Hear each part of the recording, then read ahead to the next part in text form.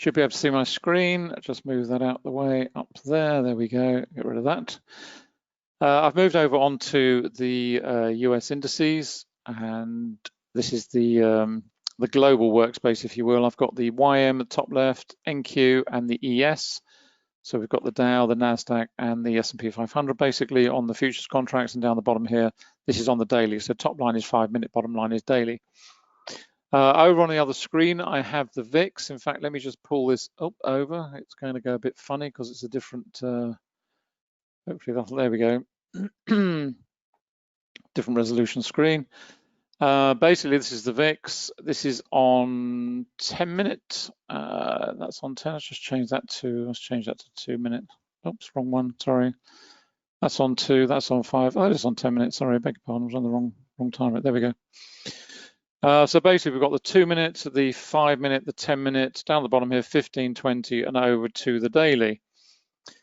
And the curious thing about the VIX is that, and this is really what highlights everything at the moment, we talk a lot about the relational aspect of market behavior, and it's part and parcel of a core program in the Forex program. But these relationships do break down from time to time, not for long periods, certainly not in terms of the VIX. But it does fall out of balance, and we've seen it time and time again over the last 2, 3, 4 weeks. We've seen a breakdown in terms of yen, where normally where it's risk on, you would expect to see a yen selling, and we haven't seen that. We've seen yen buying, which is an anomaly. We also had an extreme example. I think it was last week. We highlighted it in the trader chat room, where the VIX was actually rising in tandem with indices. It was mid-afternoon from memory, and a couple of hours later, the indices absolutely crashed. And that was signaled by the VIX because it was out of kilter. And the same is also true longer term. If you look at where we are right now, down here on the daily, the VIX is still trading around this figure of 27, 28, where it's been for an awful long time. It doesn't seem to matter how strong the recovery is. The VIX is not following suit. It's waterlogged in this region. It is not going back down to 20. It's certainly not going back down to 10. It's just staying here. And that tells you an awful lot about this recovery from the perspective of the VIX. What we're seeing from an intraday perspective, at any rate, there's an awful lot of oscillation. There's an awful lot of up-down price action at the moment. The VIX is falling. So we've got some upside momentum. We'll just move that out of the way, chuck that back over on that screen. There's low liquidity. Well, what we're seeing right now, and this is yet another anomaly, we are seeing days where the YM is moving in one direction and the NQ is moving in the opposite direction against what is happening on either side of it in terms of ES and YM. We've seen that a lot. We've seen a lot of progress to the upside where that has not followed suit in terms of the intraday price action on either of the two principal indices. And we've also seen the inverse of that, where we've had an up day here and we've had down days on the NQ. So in other words, the ES and the YM are trying to rally, and then the NQ is going in the opposite direction. Today, we've got similar sort of price action where we are to the downside. So we've got down candles on all three. But from an intraday perspective, if you look up at the 5 minute, what we've got going on right now is we've got the NQ rising, trying to rally. The YM is looking very weak. If I pop that up, I mean, look at the volume here. We've got, you know, a market that's trying to rally on this sort of volume. I don't think so.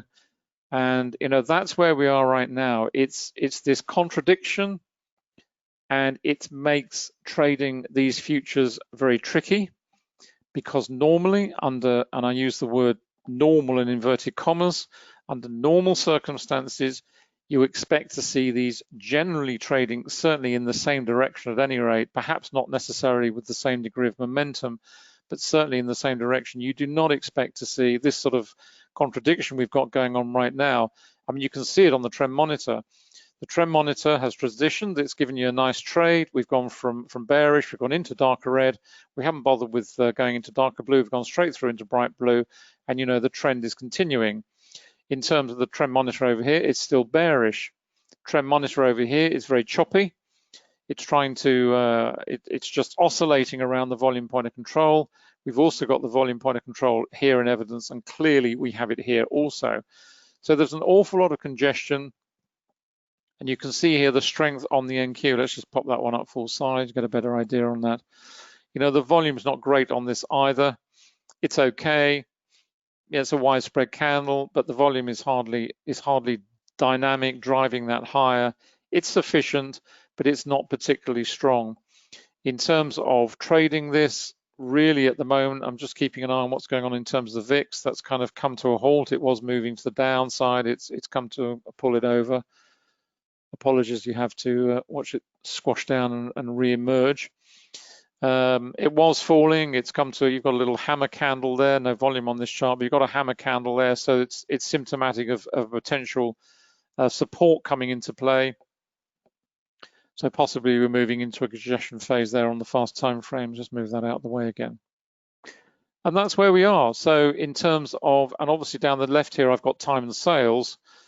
And the numbers you're looking for there is not some, you're obviously looking to pick off these larger numbers, double-digit numbers going through, certainly above 20 and 30 into those sort of bigger blocks. What you're looking for there is not per se the fact that it's a big order, it's how the market reacts and what the volume associated with that particular price action is.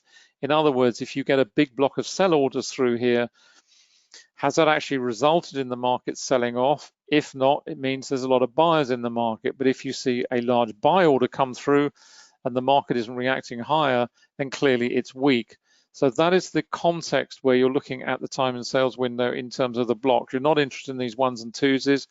You know, with the greatest respect, that's all that us, you know, retail traders pumping our orders in. You're looking for the big sort of numbers, 30, 40, 50 blocks going through in one hit. They are, not only are they going to move the market, but they're also going to signal whether that market is strong enough, reacts to that price block or does not. It's as simple as that. So this is what we've got going on right now. We've got this contradiction in terms across the time frame. So if we head over to, let's go head on to one where we've got all the time frames up. There we go. There we are. All right, I've got the ES up here, but it could be any. In fact, let's put the NQ on. Let's just change that over. Because of the three, the NQ is likely to be the one that has some momentum of any of them. Just reload there. Reload that one. Reload that one. There we go. It's not loading up. I don't know why not. Let's just try that one again. No, doesn't want to know at the moment. Okay. Let's go to 30 seconds. Oh, not 30 minutes, sorry. Let's go 30 seconds. There we go. There we go. That's it. Now let's go back to 15. And there we are. 15 seconds is a time frame I use a lot. I happen to like using it because it gives a heads up as to what is coming up at the very fast time frames. If in these sorts of markets, and I've said it many times before, if you have to trade, if you are comfortable trading as a scalping trader, it's perfectly fine, but you have to go down to these very fast time frames because trading in amongst this is difficult. You can't stay on here for minutes. You're in and out literally every few seconds. You might stay in at the longest, perhaps 30 seconds or so. You're literally scalping, getting in, getting out, getting in, getting out. Doesn't suit everybody. Some traders love it, some don't. You have to find what suits you and what fits your personality, which is why we always advise all our students to start with the psychology module in the Forex program, because then you will understand what is like to work for you, what you're comfortable doing, and what you're uncomfortable doing, which is more important. Just pop this up. You can see we've got a bit of weakness there. We had a wick to that upper candle. Might not be able to see it here, but you can. I'm assure you it's there. There's a wick there. Decent volume under there. A little bit of weakness on that particular candle. See if it's going to break through there. If it is, Then you go up on, let's go up onto the 3 minutes, see what's going on there, what we've got ahead. We've got an awful lot of volume here. There's a lot of congestion in terms of volume. If this is going to break to the upside, there's a lot of volume in the way. And for this market to move higher, then clearly it's going to have some volume down here to drive it through this volume wedge, which is acting as resistance. You can think of it in exactly the same way as price-based resistance. These are on the accumulation distribution indicator from a price-based perspective. In other words, they're looking at the number of times a price has bounced off those regions and the line has thickened accordingly. So this level here has only been tested once. It's a minor level. This is slightly stronger. It's been tested a couple of times.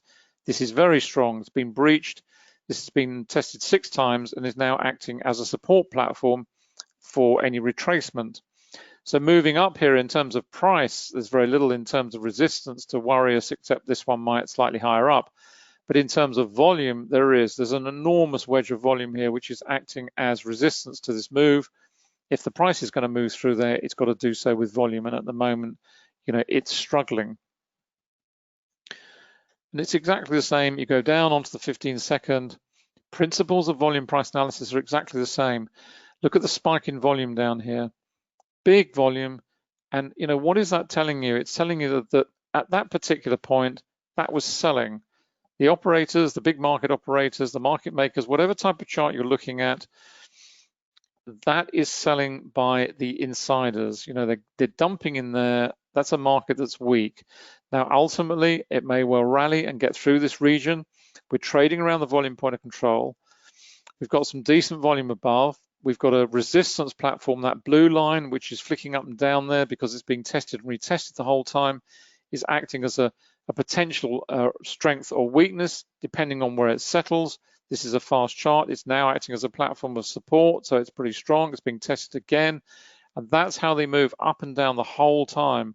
It's constantly calculating and recalculating those levels for you. Obviously, on a 15-second time frame, it's very, very fast.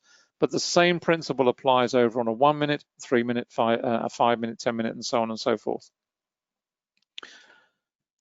And that's what we're seeing. We're just seeing congestion.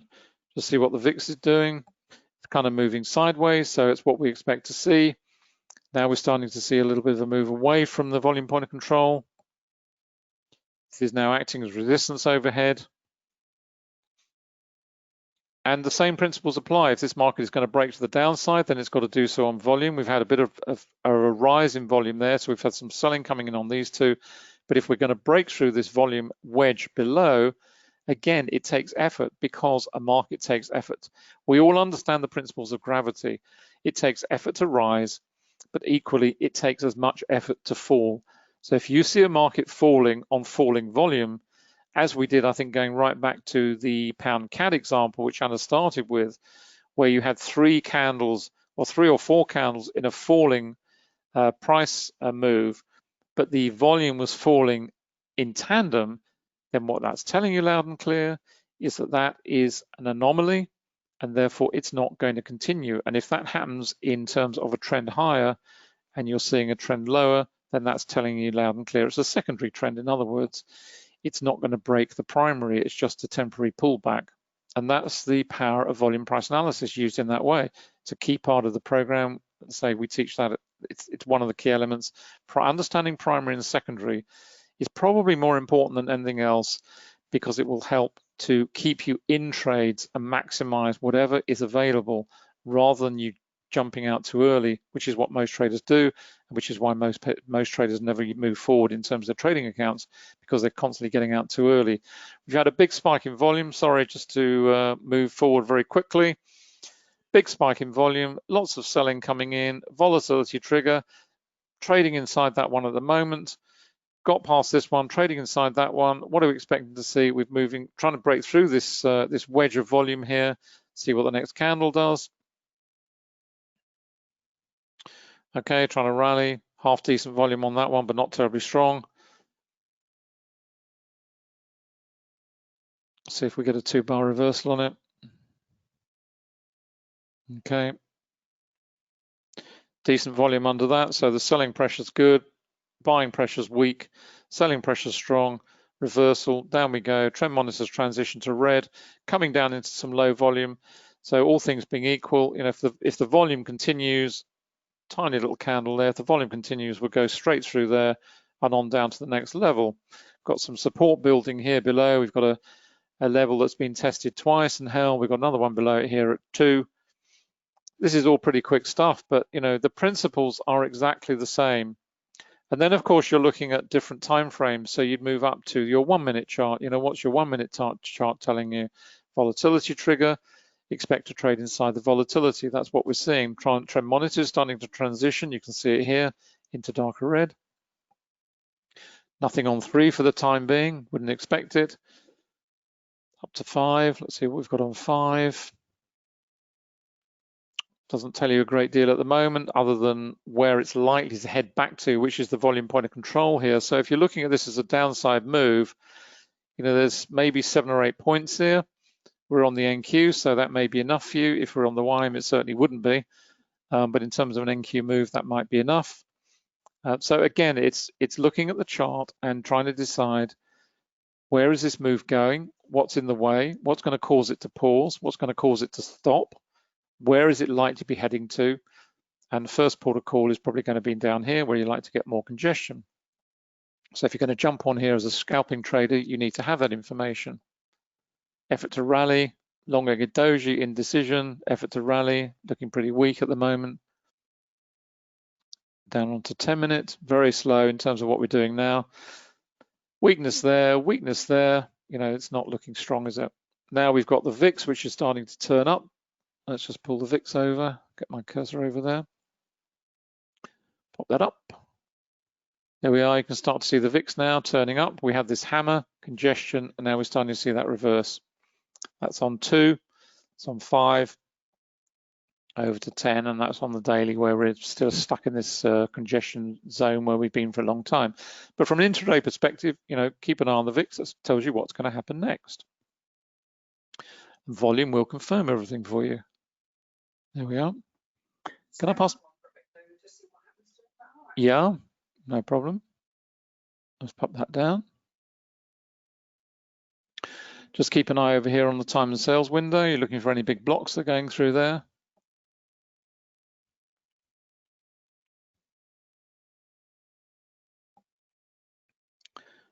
Nothing at the moment.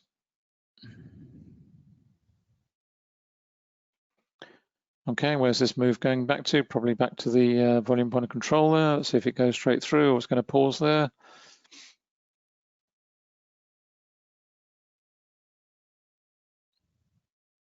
Let's hit that, hit the level. No surprise. Got a very strong level coming into play here now. This has been tested 7 times.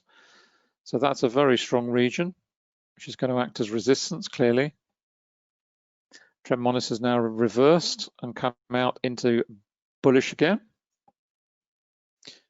Volume's falling away. Lack of participation.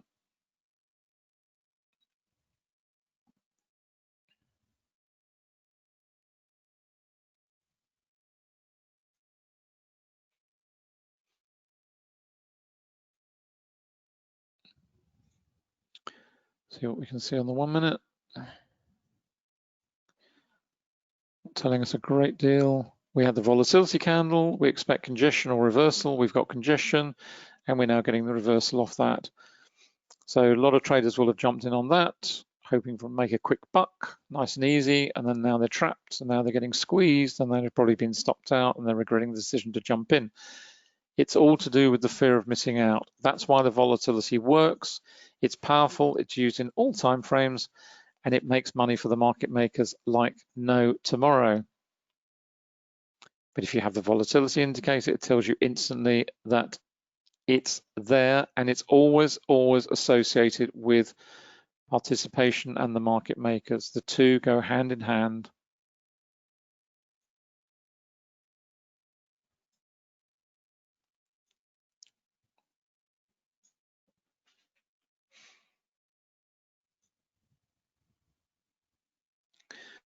Very choppy, coming back down onto the VPOC again, which is actually underneath this platform now. It's popped up a little bit.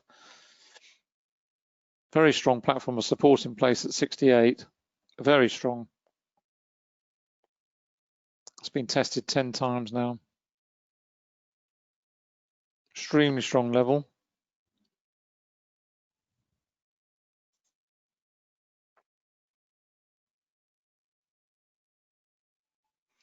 I wouldn't be trading any of this at the moment. It's far too choppy. There's far too much indecision. There's far too much variance.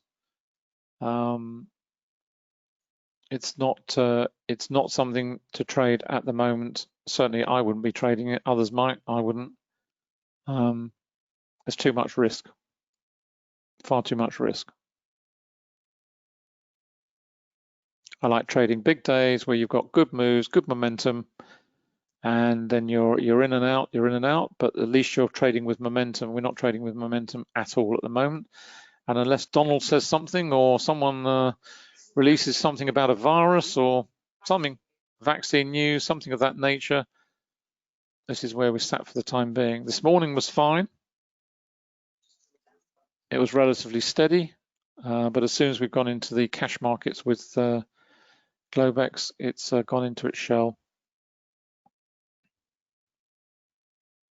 Just going to switch off for a moment